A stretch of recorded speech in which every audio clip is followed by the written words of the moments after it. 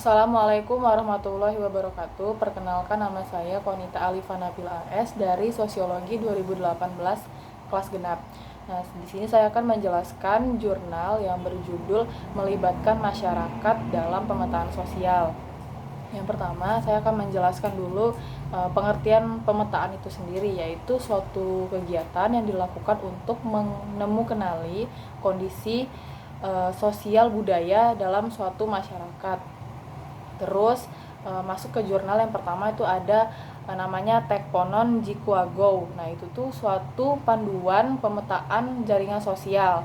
Nah, yang awalnya pemetaan ini dilakukan untuk menganalisis program KB atau keluarga berencana. Namun awal-awal adanya pemetaan ini peminatnya itu masih rendah atau masih sedikit gitu. Terus pemetaan ini dilakukan di setiap desa, dan pemetaan ini melibatkan pemimpin desa atau kepala desa.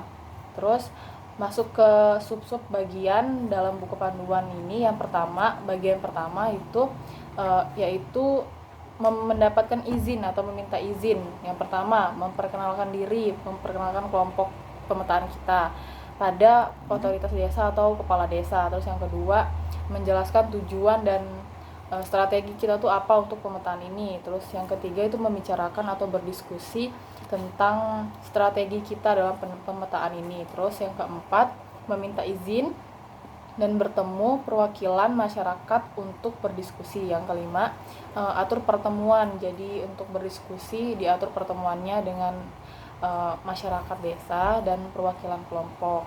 Terus yang keenam itu catat pertanyaan dan tanggapan dari setiap masyarakat.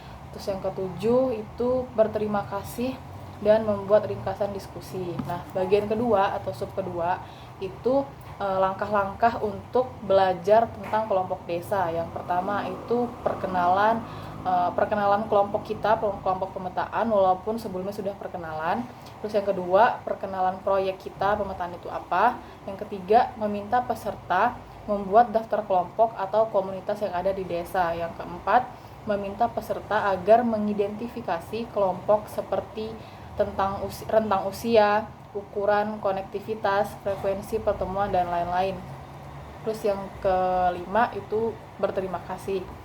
Selanjutnya ada sub-sub yang selanjutnya, yaitu sub ketiga itu langkah-langkah memahami dinamika sosial.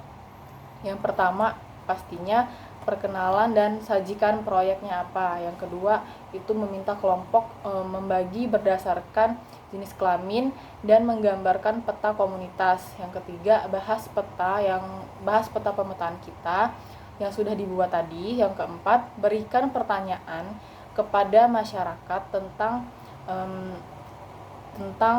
yang ingin ditanyakan. Yang kelima itu pastikan mengumpulkan informasi di akhir pertemuan atau meringkas atau merangkum diskusi-diskusi kita dengan masyarakat tadi. Terus yang keenam, berterima kasih kepada masyarakat yang telah berpartisipasi terhadap proyek pemetaan kita ini. Lalu bagian keempat atau bagian terakhir itu memilih kelompok. Yang pertama itu identifikasi kelompok yang paling berpengaruh dan kelompok yang sering bertemu. Yang kedua itu hubungi setiap pemimpin kelompok. Jadi di kelompok-kelompok tadi kan pasti ada pemimpinnya, jadi kita harus lebih mengumpulkan ketua-ketua kelompok tadi untuk merangkum lagi. Yang ketiga, jelaskan tujuan proyek dan diskusikan dengan anggota kelompok. Yang keempat, mengakuratkan hasil diskusi dengan proyek dan masyarakat. Nah, dalam jurnal ini pastinya ada kelebihan dan kekurangan. Nah, kelebihan yang pertama itu panduannya sangat lengkap untuk kita melakukan pemetaan sosial. Terus tanda bacanya juga sudah jelas, sudah bagus. Terus ada kekurangannya. Kekurangannya itu yang pertama, bahasa yang digunakan tuh terlalu tinggi dan ada bahasa-bahasa juga yang sulit dipahami. Baiklah, itu sekian dari penjelasan saya. Terima kasih. Wassalamualaikum warahmatullahi wabarakatuh.